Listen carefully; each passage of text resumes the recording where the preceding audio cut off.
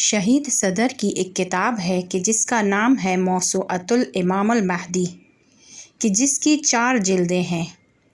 شہید محمد صدر، یہ شہید محمد باقر الصدر نہیں ہیں کہ جو بہت معروف ہیں۔ 2 صدر ہیں۔ شہید صدر جو معروف ہیں یہ وہ صدر نہیں ہیں، وہ سید محمد باقر الصدر تھے اور یہ سید محمد صدر ہیں۔ ان کو بھی عراق میں دہشت گردی کا نشانہ بنایا گیا اور شہید کیا گیا۔ یہ کتاب موسوعۃ الامام المہدی میں ایک بحث ہے جو دجال کے متعلق ہے، کہ جس میں شیعہ اور سنی حدیثوں کو نقل کیا گیا ہے، خاص طور پر وہ احادیث جو اہل سنت سے تعلق رکھتی ہیں زیادہ نقل کی گئی ہے، جو دجال کے بارے میں ہے۔ دجال جو آخر الزمان میں ظاہر ہوگا اور سب کو اپنا نشانہ بنائے گا۔ کون ہے وہ دجال؟ شہید صدر نے اس بحث کو وہاں پر اس کتاب میں بیان کیا ہے اور بعض روایتوں کو وہاں پر بیان کیا ہے کہ جب انسان دجال کے متعلق ان روایتوں کو پہلی بار نگاہ کرتا ہے، اس کو پڑھتا ہے کہ اس میں اہل بیت علیہم السلام نے ہمیں خبر دی ہے کہ آخر الزمان میں دجال آئے گا اور سب کو کاٹے گا۔ کیسے کاٹے گا؟ جیسے گندم کی ڈالیوں کی کٹائی ہوتی ہے، وہ سب کو کاٹے گا۔ جب یہ روایتوں کو پڑھتے ہیں تو انسان کو یقین نہیں آتا ہے کہ کیا کوئی اس طرح کی مخلوق بھی ہوگی۔ وہاں پر دجال کی چند علامتوں کو بیان کر رہے ہیں۔ پہلا یہ کہ ہماری روایتوں میں موجود ہے کہ دجال ایک ایسی موجود ہے کہ جس کی ایک آنکھ ہے۔ دوسرا یہ کہ یہودی ماں سے دنیا میں آئے گا۔ تیسرا یہ کہ اس کا کھانا پہاڑ کے برابر ہوگا۔ چوتھا یہ کہ اس کا فتنہ مشرق اور مغرب کے عالم پر چھا جائے گا۔ پانچواں یہ کہ وہ ایک فریاد بلند کرے گا، انا ربکم الاعلی، خدائی فریاد کو بلند کرے گا، خدا ہونے کا دعویٰ کرے گا۔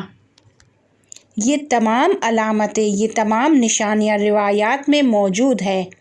جب انسان ان روایات کو پڑھتا ہے یا سنتا ہے تو اسے یقین نہیں آتا ہے کہ کیا کوئی اس طرح کی مخلوق آئے گی کہ ایک آنکھ رکھتی ہو اور اس کا کھانا پہاڑ کے اندازے کے برابر ہو۔ محمد صدر اس کتاب میں دجال کے متعلق ایک احتمال دیتے ہیں کہ جو بہت ہی زیادہ منطقی اور عقلی ہے اور قابل توجہ ہے۔ اس احتمال کو مد نظر رکھتے ہوئے نہ صرف اس طرح کا دجال نہیں آ سکتا ہے، بلکہ دجال آ چکا ہے اور سب کو کاٹ رہا ہے۔ شہید صدر کہتے ہیں کہ وہ دجال کہ جس کو اہل بیت علیہم السلام نے روایتوں میں نقل کیا ہے، ضروری نہیں ہے کہ وہ ایک انسان ہو اور اس کی پیشانی پر ایک آنکھ ہو۔ اس کے بارے میں اگر یہ کہا جاتا کہ وہ دین کا دشمن ہے، خدا کا دشمن ہے، اہل بیت علیہم السلام کا دشمن ہے، تو یہ ایک خاص خصوصیت شمار ہوتی، لیکن ایک آنکھ کا ہونا کوئی خاص صفت نہیں ہے۔ وہ کہتے ہیں کہ بہت زیادہ احتمال کے طور پر دجال ایک انسان نہیں ہے۔ بعض روایتوں میں دجال کے لیے ذالک امرن یعنی ایک چیز ہے کا لفظ استعمال ہوا ہے۔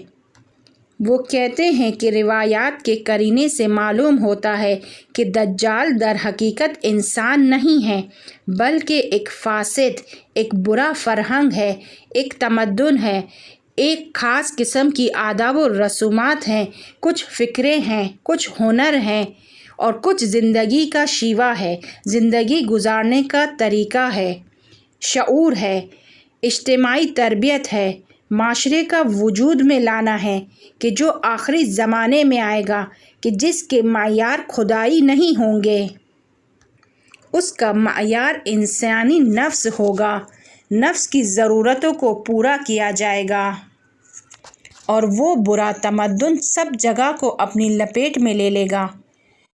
اور یہ تمدن ان سب علامتوں کو اپنے اندر رکھتا ہے کہ جس کا اہل بیت علیہم السلام نے روایتوں میں ذکر کیا ہے کہ اس کی ایک آنکھ ہے، یعنی ایک ایسا تمدن وجود میں آئے گا کہ جس کی صرف دنیاوی آنکھ ہے، صرف مادی آنکھ ہے۔ اس کی آنکھ ملکوتی، عرفانی، معنوی، الہی، آخرتی آنکھ نہیں ہوگی۔ اس کی آنکھ صرف زمین کو دیکھے گی، غیب کو، آخرت کو، معنویت کو قبول نہیں کرتی ہے، ایک آنکھ رکھتی ہے۔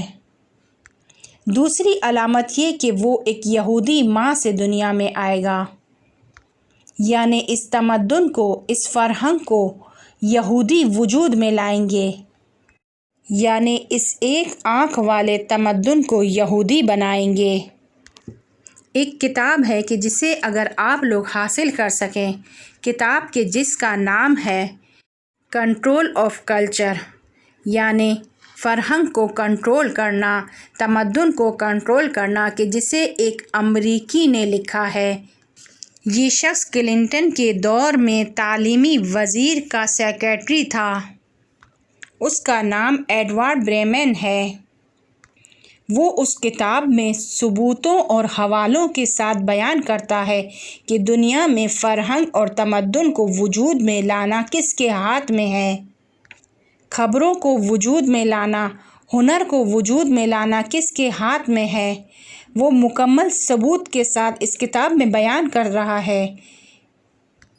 یہ رائٹر مسلمان بھی نہیں ہے کہ کہا جائے کہ دشمنی کے تحت اس کتاب کو لکھا ہے، بلکہ ایک مسیحی عیسائی شخص ہے، اور ایسا شخص بھی نہیں ہے کہ جسے کہا جائے کہ اسے کوئی معلومات نہیں ہے۔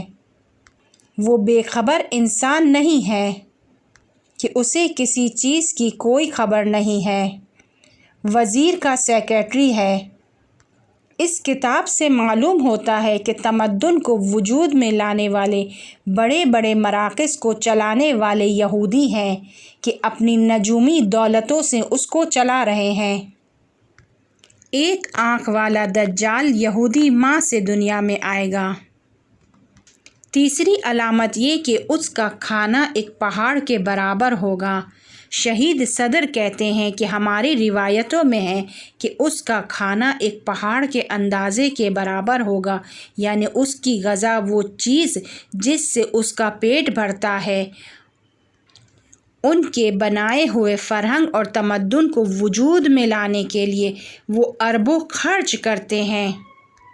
اس تمدن کے لیے، اپنے مقصد کے لیے، اپنے ہدف کے لیے پیسوں کا پہاڑ اس کے لیے خرچ کر دیتے ہیں۔ یہ غذا ایک طرح کا خرچ ہے، بہت زیادہ خرچ کرتے ہیں تاکہ اس طرح کے تمدن کو وجود میں لے کر آئیں، اور اس کام کو انجام دیتے ہیں۔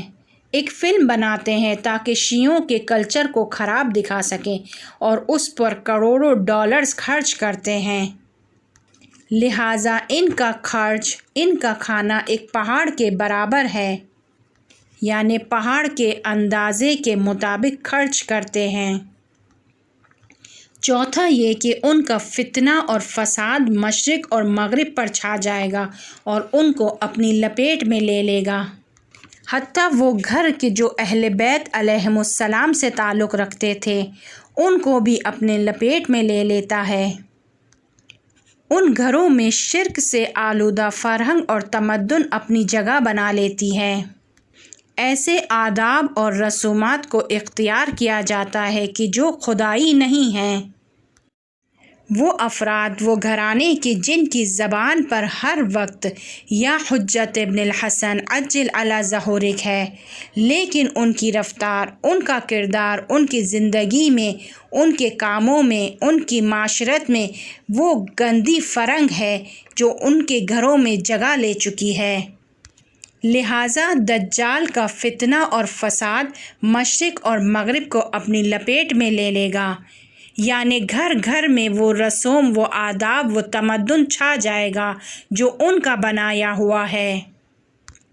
شاید وہ روایت کہ جس کو سنی اور شیعہ دونوں نے مسلسل اپنی کتابوں میں نقل کیا ہے کہ امام زمانہ علیہ السلام اس وقت تشریف لائیں گے جب ظلم چھا چکا ہوگا۔